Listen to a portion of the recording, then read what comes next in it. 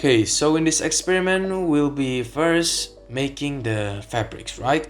And for this case, I'll be using gauze, or in Indonesia is kain kasa, usually used in a hospital, and it's good absorber. And yeah, for the sake of experiment, I only use 3 packs that will be cut into 2 parts, each approximately 8 by 8 centimeter. And yeah, I'll be using sweet soy sauce that will be applied to the fabrics as shown on the video. And yeah, I use around like 1 tablespoon of sweet soy sauce for each fabrics, and later just let it dry for around 5 hours because it's still quite like liquid. And yeah, this is the final result. And now we'll be going to the experiment itself, with the first being the temperature. So I have bowl ABC, right, and put each bowl with detergent. In this case I use Daya. So yeah, in bowl A we'll be using the normal temperature water. So yeah, room temperature, 100 milliliter to be precise, and just directly put it to the bowl A. And for next bowl, let's heat up some water, the same 100 milliliter, and up and boiling, directly put it to the B bowl, because it's quite thick, yeah, the plastic, so it doesn't really matter. It's strong and quite endurant. And now we will be going to the next bowl. For the bowl C, we'll be using cold water, some icy cold water. Well, actually not freezing because it will be salt, right? But yeah, near to zero, at least I can say like that. And just apply it to bowl C for the cold part, right? Now, just stir everything up and try your best to mix it well. But for some cases, for example the cold one, actually the detergent is quite hard to be dissolved, but it's okay because at least we try, because yeah, there's like some optimal temperature for the detergent to be dissolved in, right? Okay, now that it is done, we put each of the fabrics, the dry one, to each bowl.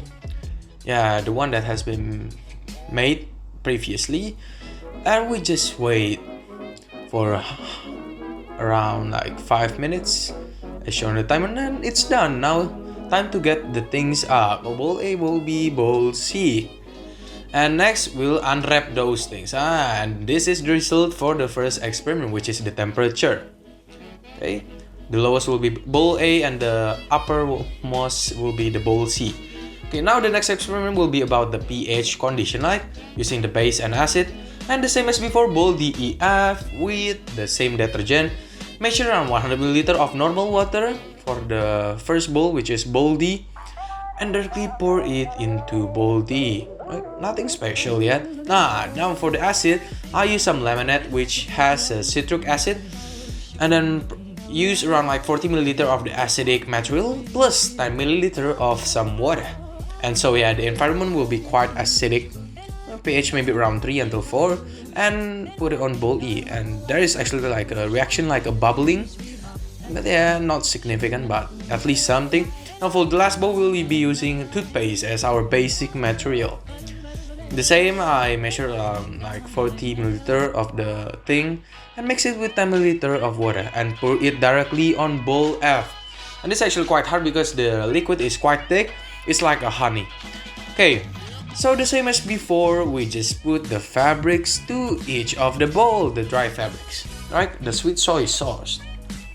And after 5 minutes, we unwrap those things again. We get the things up, and that's bowl E, and that will be bowl F, the toothpaste.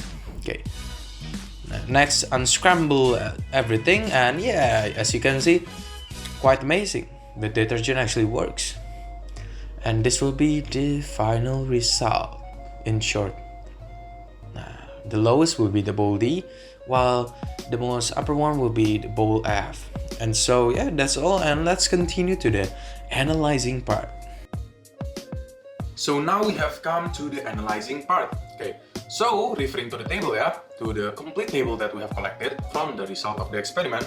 As you can see, from the first experiment, which correlates with temperature, the stain in normal water is actually the least. So that means the enzyme works the best on removing the stains, the murkiness. And while for the warm and cold water, the stain, well, it's lesser, but it's not the best. Yeah, it's not as efficient as it was in normal water, and that's why I put only double plus. And going on with the second experiment, which are on the pH, it is the same for the normal one. Yeah, for the normal pH or the normal water, it removes the stain once again the best. Yeah, it like almost covers the whole fabric, so it's like almost white. Yeah, perfectly white. While for the acid, in which I use the citric acid, is so-so like a medium, not bad, but still good, but not as efficient as the normal condition. While for the base, the toothpaste, this one is actually the worst. Yeah, even you can see like the stains of the soy sauce still can be clearly seen. Okay, now going to the first question. Well, based on the materials of the experiment, state which are enzyme, substrate, and product. Well, for the enzyme itself, in here I use the detergent dye, right? Now, in the product, reading from the component, there are three major enzymes, which are protease, amylase, and lipase. Usually in the factory, they are also called as the additives. Now, well, for the substrate, we are actually referring to the substance like that will later on bind with the enzymes on the active sites, which means it is actually the nutrients in the sweet soy sauce.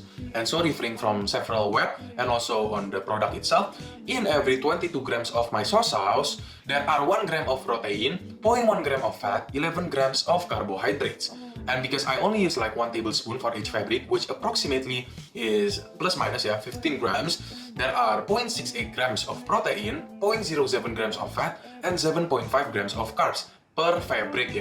Now going to the product. Well, product actually is produced when the enzyme and the substrate binds, right? And so it can make the substance simpler.